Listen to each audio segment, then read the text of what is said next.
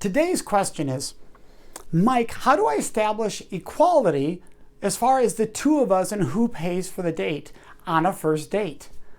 I love this question because this is a person who's really thinking right from the start, Mike, I want to create a foundation that is equal for all people, right? I don't want these gender roles. I don't want these power roles. I don't want any of that playing in to me getting to know someone and building a wonderful relationship. I love this question.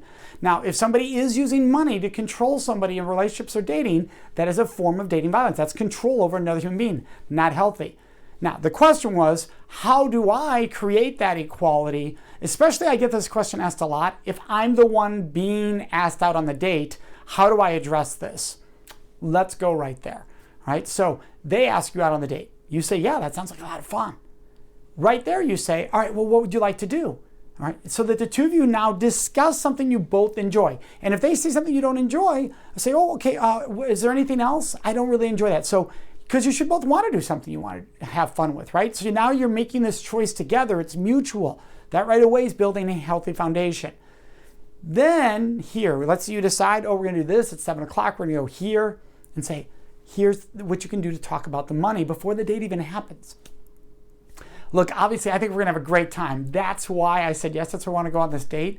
So how about this? It's not fair that you should have to pay for the whole date. I know sometimes people do that. If they ask, everybody assumes they're going to pay. That's not fair to you. We're both going to have a great time. So how about I pay my way, you pay your way, and it takes all that garbage out of the way. We can just have a great time. Is that cool with you?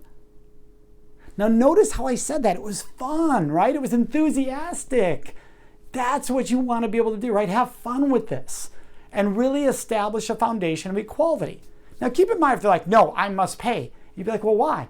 Well, it's because I believe, and suddenly they go to some gender role, or they go to some power role that they have to do that. Say, well, look, this is an easy response.